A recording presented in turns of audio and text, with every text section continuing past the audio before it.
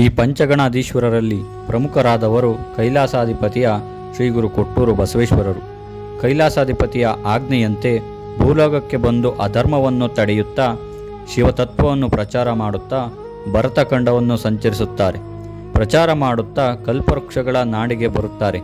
ಹಚ್ಚ ಹಸಿರಿನಿಂದ ಕೂಡಿದ ಊರು ತೆಂಗಿನ ಮರಗಳ ತೋಪುಗಳ ಬೀಡಾಗಿದ್ದ ಹಿರೇಕಲ್ಲು ಗ್ರಾಮಕ್ಕೆ ದಯಮಾಡಿಸುತ್ತಾರೆ. ಈ ಹಿರೇಕಲ್ಲು ಗ್ರಾಮ ಎಂದು ಕರೆಯಲ್ಪಡುತ್ತಿದ್ದ ಗ್ರಾಮವನ್ನು ಶ್ರೀ ಗುರು ಕೊಟ್ಟೂರು ಈಶ್ವರರು ಇಲ್ಲಿನ ಜನರ ಮುಗ್ಧತೆಯನ್ನು ಕಂಡು ಇದು ಹಿರೇಕಲ್ಲು ಗ್ರಾಮವಲ್ಲ, ಹಿರೇಸಾದರುಗಳ ಗ್ರಾಮ ಎಂದು ಕರೆಯುತ್ತಾರೆ. ಇದುವೇ ಇಂದು ಹಿರೇಸಾದರಹಳ್ಳಿಯಾಗಿ ಪ್ರಚಲಿತದಲ್ಲಿದೆ. ಗ್ರಾಮಕ್ಕೆ ಬಂದ ಅವರು ಗ್ರಾಮದ ಪೂರ್ವ ದಿಕ್ಕಿನಲ್ಲಿರುವ ಬಾವಿಯ ಹತ್ತಿರ ಬರುತ್ತಾರೆ. ಅಲ್ಲಿ ಶಿವಪೂಜೆಯನ್ನು ಮಾಡುವುದಕ್ಕೆ ಪಕ್ಕದಲ್ಲಿದ್ದ ಕಲ್ಪವೃಕ್ಷವು ತನ್ನಿಚ್ಚಿಗೆ ತಾನೇ ಬಾಗಿ ಎಳನೀರನ್ನು ಗುರುಗಳಿಗೆ ನೀಡಿ ಶಿವಪೂಜೆಗೆ ಗೌರವವನ್ನು ಸಲ್ಲಿಸುತ್ತದೆ. ಆಗ ಈ ಮಹಿಮೆಯನ್ನು ಕಂಡ ಊರಿನ ಜನರು ಯಾರೋ ಮಹಾ ಮಹಿಮರು ಬಂದಿದ್ದಾರೆ ಎಂದು ತಿಳಿದು ಅವರನ್ನು ಗ್ರಾಮದ ದೇವಸ್ಥಾನಕ್ಕೆ ಕರೆತರುತ್ತಾರೆ.